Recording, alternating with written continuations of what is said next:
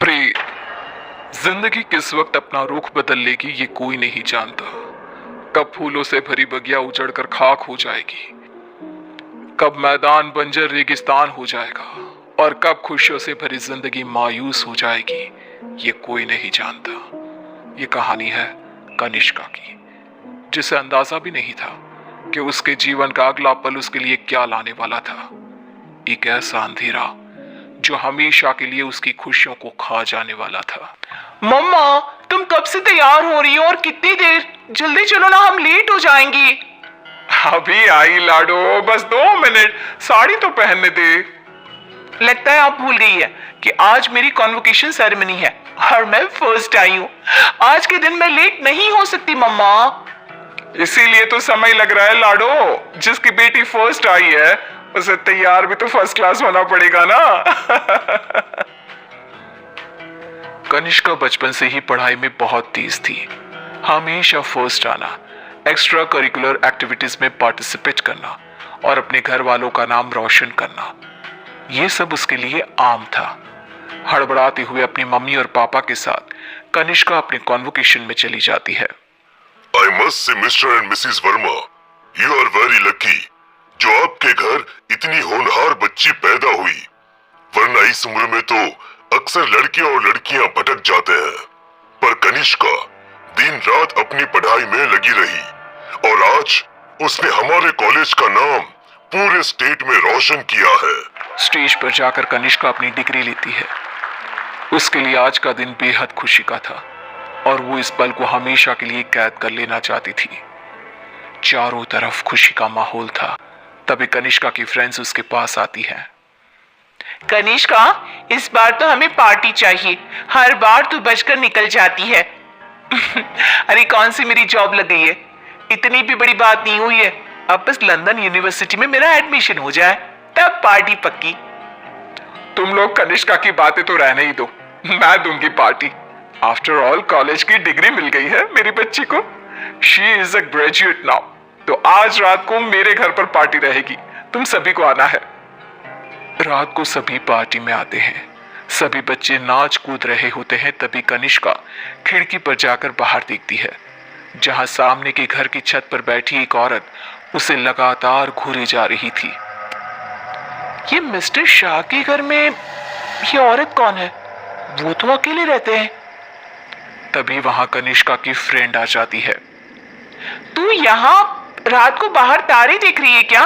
चलना, सब कितना एंजॉय कर रहे हैं। कनिष्का नेहा के साथ चली तो जाती है, पर उसे बहुत अजीब महसूस होने लगता है, मानो कोई सदियों पुराना दुख उसकी आत्मा को याद आ गया हो। ये अचानक मुझे रोने का मन क्यों कर रहा है? और ये स्मेल कहां से आ रही है?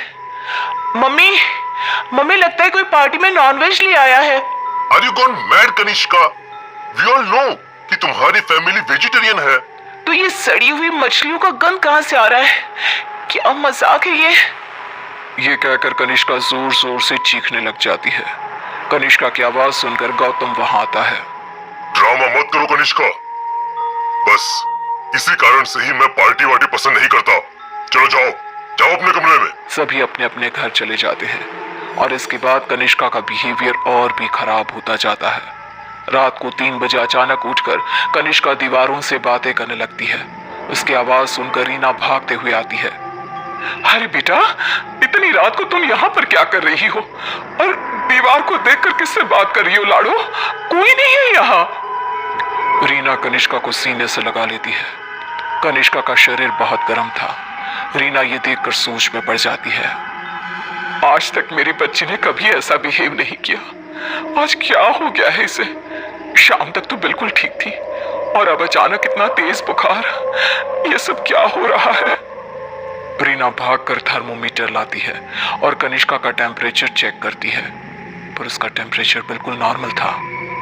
ऐसा कैसे हो सकता है? ये सब क्या हो रहा है?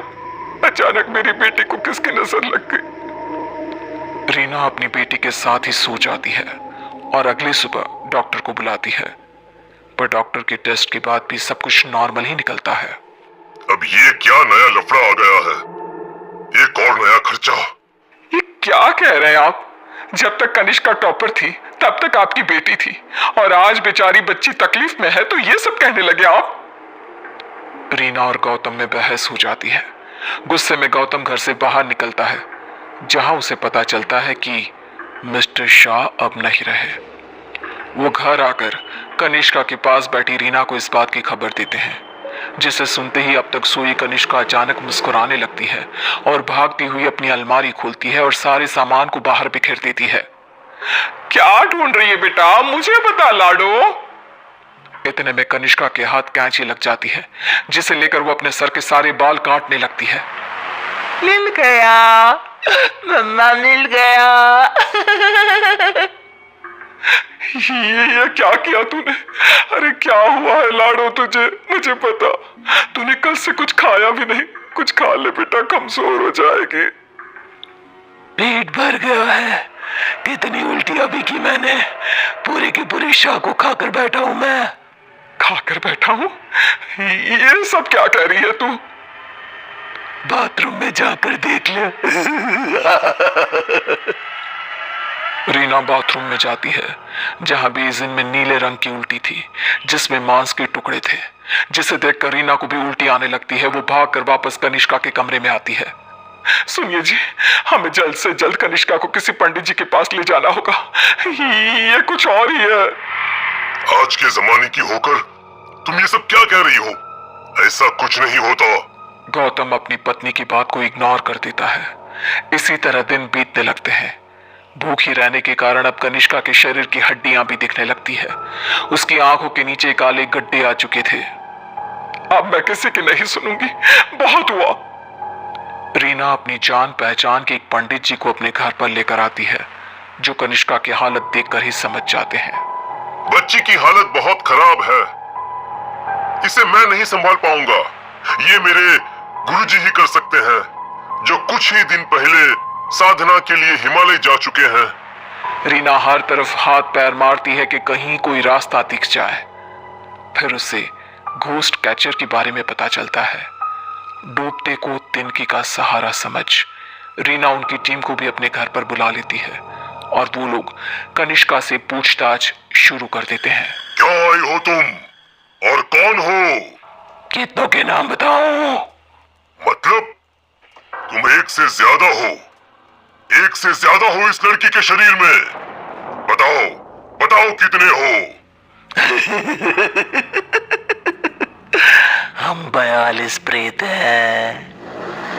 कनिष्का की बात सुन वहां मौजूद सब लोग हैरान रह जाते हैं। उसके शरीर में बसे इन प्रेतों को निकालना अब किसी के बस में नहीं रह गया था। उसी शाम कनिष्का की मृत्यु हो जाती है, जिसका सदमा रीना बर्दाश्त नहीं कर पाती और सब कुछ छोड़ अपनी बेटी के साथ हुए इस हादसे के पीछे की वजह का पता लगाने निकल पड़ती है। कैसी लगी आपको ये कहानी? प्लीज़ इस चैनल को सब्सक्राइब करें, लाइक करें और वीडियो को ज़्यादा से ज़्यादा शेयर करें। हर हर महादेव।